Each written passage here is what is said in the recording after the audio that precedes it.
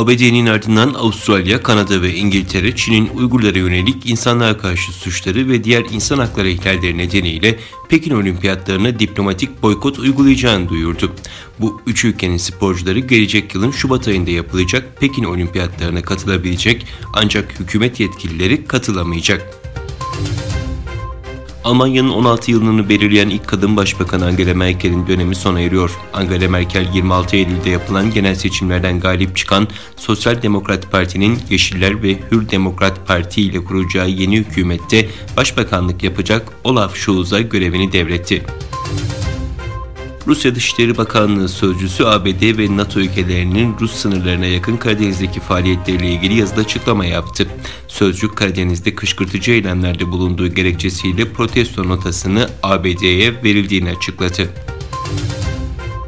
Instagram'ın başkanı Adam Mosseri, şirketin sitesinden yayımladığı açıklamada ergenlik çağındaki gençleri korumak için uygulamalarında değişiklikler yaptıklarını belirtti. Instagram, ergenlik çağındaki genç kullanıcılarına tavsiye ettiği içerik konusunda daha seçici olacağını ve uygulamayı uzun süre kullanan gençleri ara vermeye teşvik edeceğini duyurdu. Madhulika Rawat ve 9 askeri personel hayatını kaybetti. Hindistan Hava Kuvvetleri'nden yapılan açıklamada 4'ü mürettebat olmak üzere 14 kişinin bulunduğu helikopterdeki 13 kişinin öldüğü ifade edildi. Japon milyarder Yasuka Miyazawa, asistanı Yozo Horiyama ile birlikte uzaya gidiyor. İki turisti taşıyan Soyuz MS-20 uzay aracı Kazakistan'daki Baykonur uzay üssünden fırlatıldı. 12 günlük yolculukta 20 ila 40 milyon dolar harcama yapılacağı tahmin ediliyor.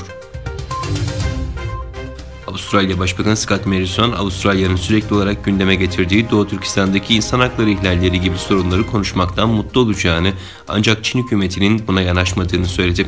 İngiliz Avam Kamerası'nda yapılan Başbakan'a sorular oturumunda Johnson'a Çin'in Uygur Türklerine yönelik uygulamalarına dikkat çekilerek İngiltere'nin olimpiyatları boykot edip etmeyeceği soruldu.